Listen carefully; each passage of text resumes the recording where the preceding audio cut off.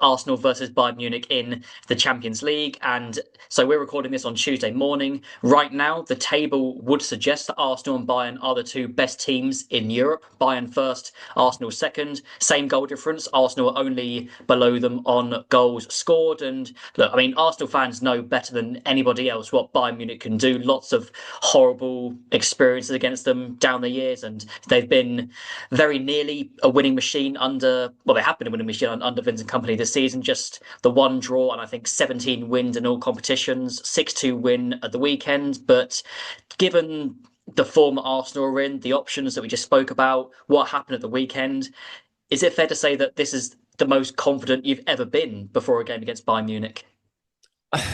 Yes, in a way. I'm interested to see how Mikel approaches it in terms of the team that he plays. I still feel Chelsea's a more important game of the two. I'm not massively excited about Bayern. I just can't take my eyes off that Chelsea game at the weekend. I just think it's so big for Arsenal. But it is, it's still a big game, like you said. You go and beat Bayern on tomorrow night, then that's sends a massive statement across Europe. There's Arsenal already making statements week in, week out at the moment. But if you can beat Bayern in the form that they're in, it sends out a huge statement about where this Arsenal team is and how seriously they have to be considered in the Champions League and obviously in the Premier League as well.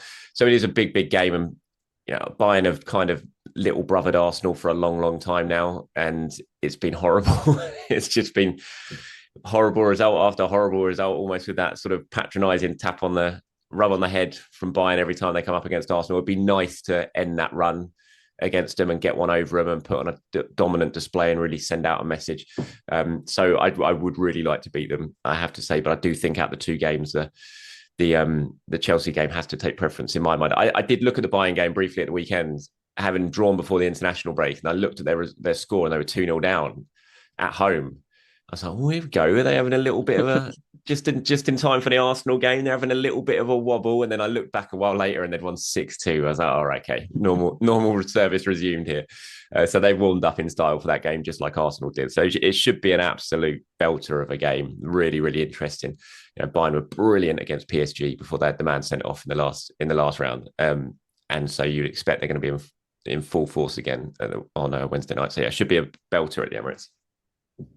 Really can't wait for it. Of course, yeah, Diaz is now suspended, though. Obviously, he got that red card in the PSG game, so they won't have him. They won't have Jamal Musiala either, but they have got Michael Olise, got, I think, 2 goals and 3 assists at the weekend. Incredible numbers he's putting up. Of course, Harry Kane, Arsenal's nemesis, he scored Who? 50.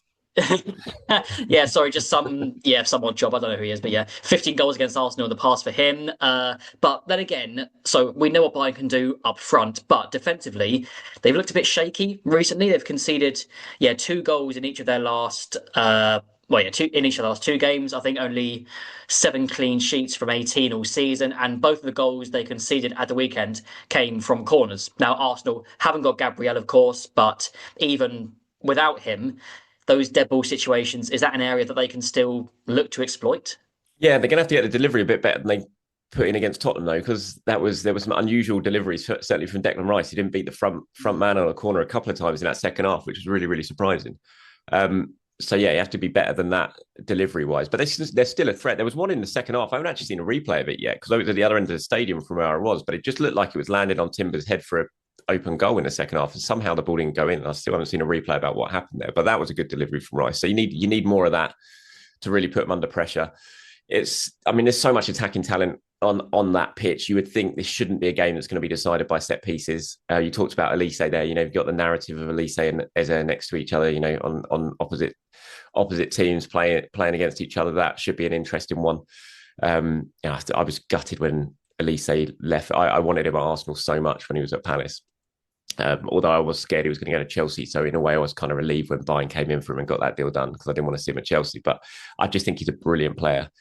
Elise, he was sort of beginning to come through the ranks at Reading when I was a Reading reporter at the local paper at Reading, and there was all so much excitement about him then and what he's gone on to achieve. He's just a fabulous player. So Arsenal are going to have to really watch him.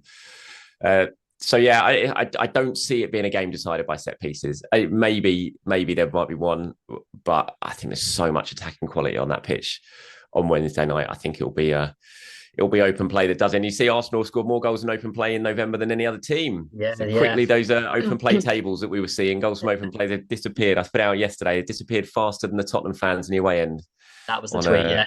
on Sunday. So I don't know what narrative everyone's going to bring up about Arsenal now, but it's not scoring goals from open play.